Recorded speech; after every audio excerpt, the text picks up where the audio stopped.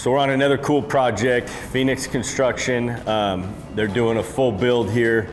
We got concrete overlay walls, top, the bottom here, concrete overlay, and these are gonna be two different colors. So we're doing white down here, and we're doing our light gray pigmented overlay here.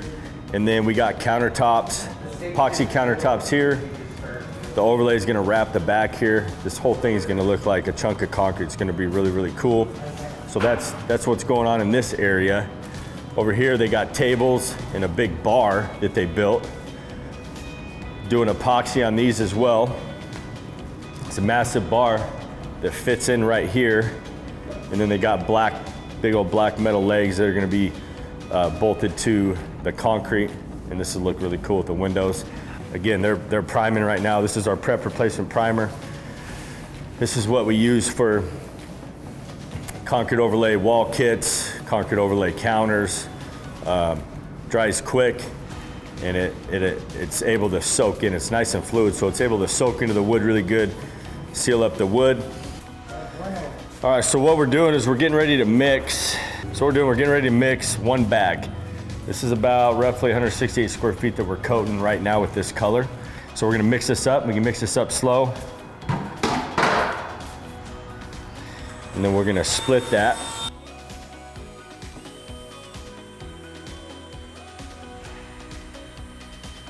So now we got the pigment added, so we're gonna split this into two. So it's always good to mix outside, have masks on, because again, we're gonna be creating some powder from the bags. If you have to mix inside, you can have a vacuum set up in the bucket, and that'll suck up the majority of the dust.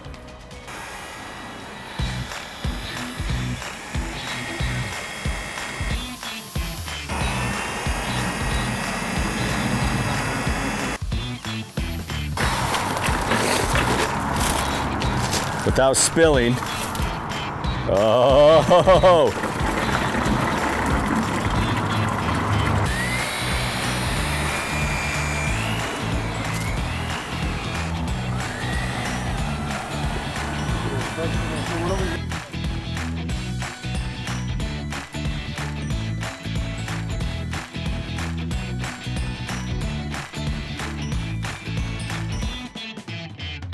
But we basically just want to work into sections. So we want to get like a section like this done, the top done, the back side done, and then we move on.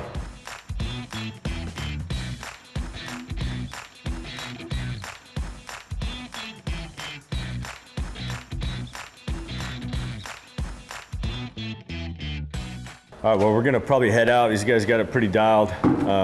Cool pointers for you today. Always going back, checking for drips, runs, flattening those off before they dry. But again, this is the first coat. This is a rough coat, but it's looking good. And then pulling the product out so we don't have a big old pile or a thick spot on those edges where we have to cut out once we're done. You know, and these are like the runs.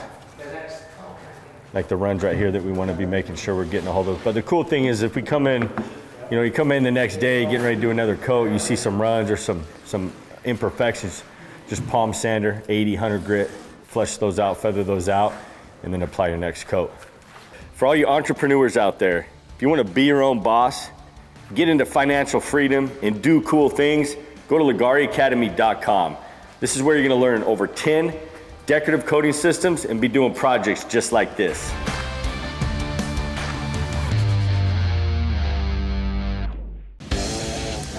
Yeah, we're pretty much ready, huh? Primer's been down, and primer took about half an hour, 45 minutes. If you can get a fan on it, some airflow, it'll dry even faster. The primer is sticky, which is fine. We want to go on it when it's sticky. Like if I touch it right now, it's tacky, but it's not pulling any primer up on my hands. And so we know we're good. We're doing one solid color, and then we're taking our effects. This is how we're gonna get our accent color of black in the countertop. We're just gonna be pouring this in. Trey might pour a couple in as he's batching them out, just so we can get some different hues in there. And then periodically, as we're pouring out our design, we're gonna be adding black into the top of the bucket and pouring it out. 3P2 process, you guys should know this by now. vital that you mix the resin 3P2 process. All that is, you get all your resin in, your part A's, your part B's, and then when you start to mix, start at the top, spin the drill to the bottom. Once you hit the bottom, I hit the bottom, I go around once or twice, I come up slow. Once I hit the top, go around once or twice, that stands for 1. We're gonna do that 3 times, and then we're gonna pour, the letter P stands for pour, into a secondary container, and then we're gonna go up and down 2 more times. That's the 3P2 process. That's gonna ensure all the resin gets thoroughly mixed.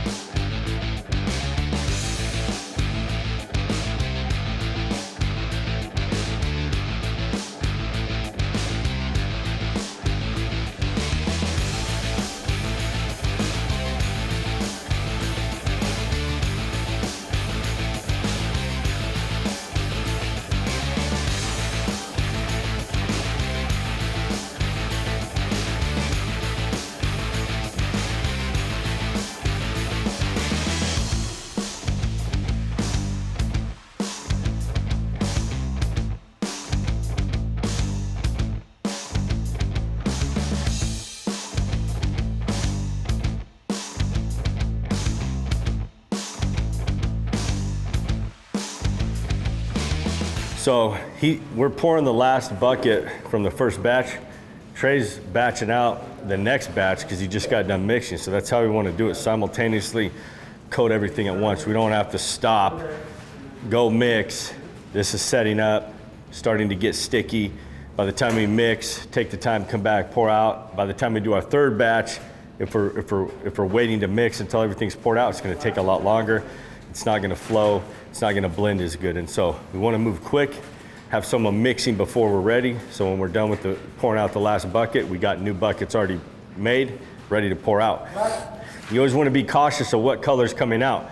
Like if you have a solid black color coming out, you probably wouldn't wanna pour it next to this guy. You'd wanna go somewhere, right, like back here where there's not a solid black color. So always be taking note of what color's coming out. If you have a really light gray color coming out, you wouldn't want to pour it next to this bead because that's really light gray, and so on.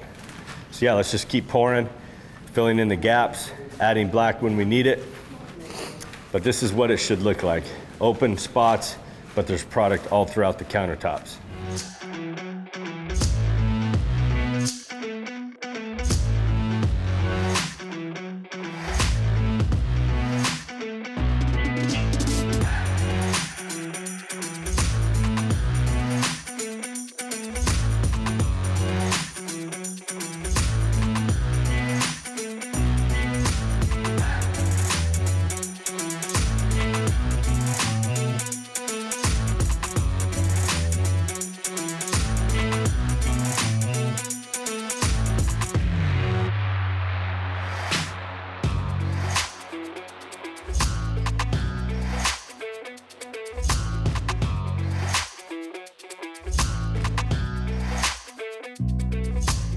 The next thing is you have the option to create a bunch of dispersing cells and effects in the surface by spraying isopropyl alcohol, spritzing the surface, creating droplets. So what I'm gonna do is I'm gonna sporadically go through and just hit a couple spots throughout the top so you guys can see what that does. So we're looking for barely pull the trigger, small to medium, a couple large droplets, and I'm just gonna go through randomly.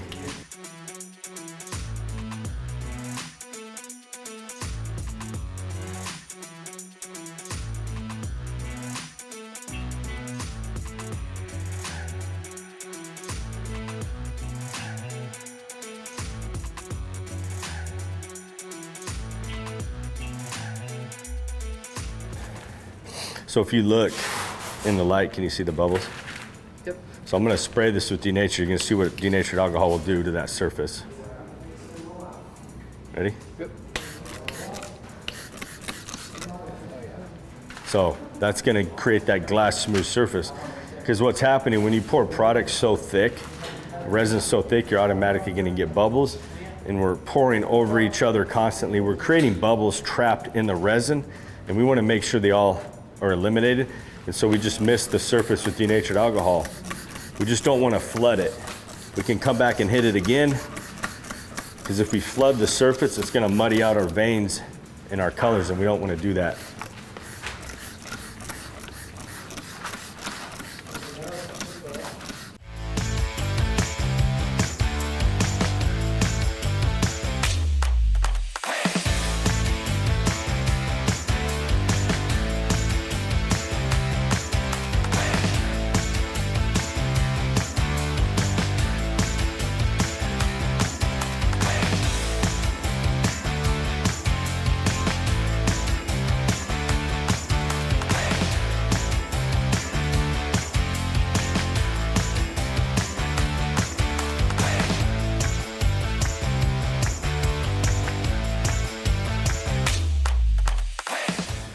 All right, so we're gonna finish this out. I'm just gonna go over with the guys what they need to look for.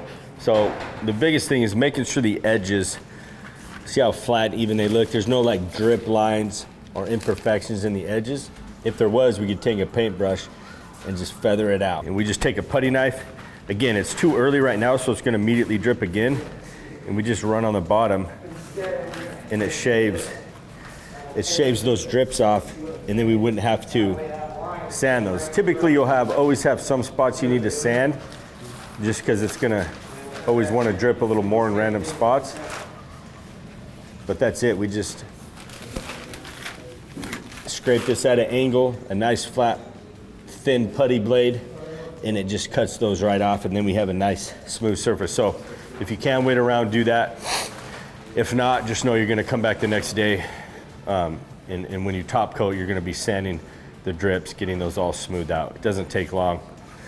But that's pretty much it. That's the process. So real simple. Always try to pull your tape sooner than later, right? We don't have to go around with a heat gun trying to get this resin to move.